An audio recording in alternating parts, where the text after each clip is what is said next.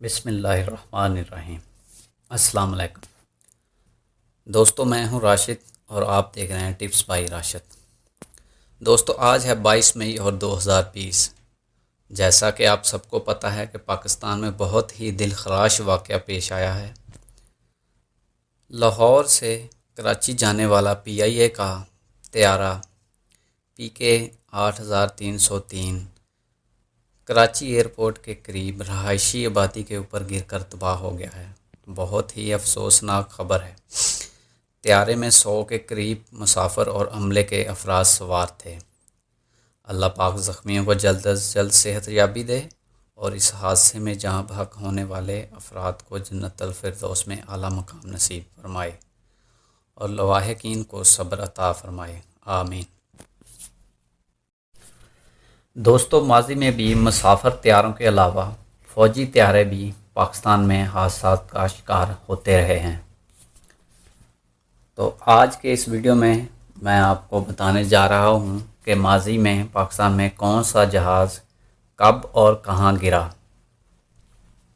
اگست 1979 میں اسلام آباد سے گلگت جاتے ہوئے فوکر طیارہ حادثے کا شکار ہوا اور اس میں 54 افراد موت کے منہ میں چلے گئے۔ اسی طرح 28 ستمبر 1992 کو قومی ایئر لائن کا طیارہ کھٹمنڈو کے پہاڑوں سے ٹکرا کر تباہ ہو گیا، جس کے نتیجے میں 167 افراد لقمہ اجل بن گئے۔ 10 جولائی 2006 کو ملتان میں ایک فوکر طیارہ حادثے کا شکار ہوا جس میں 45 افراد ہلاک ہوئے۔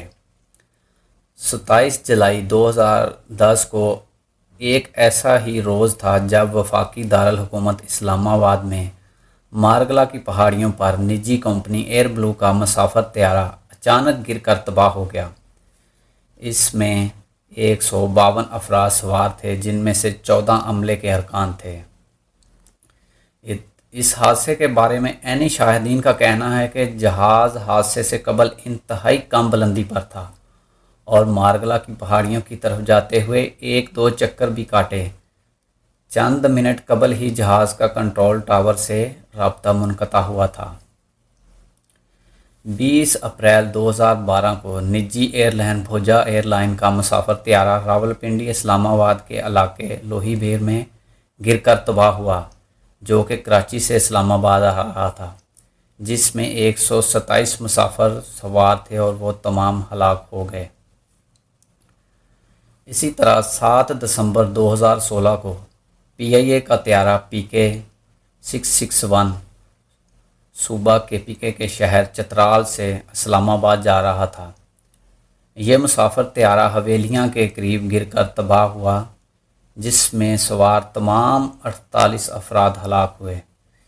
اس طیارے میں معروف نعت خوان اور مبلغ جنید جمشید بھی اپنی اہلیہ کے ہمراہ سوار تھے اور اس وقت بتایا گیا کہ طیارے میں پرواز کے وقت کوئی خرابی نہیں تھی۔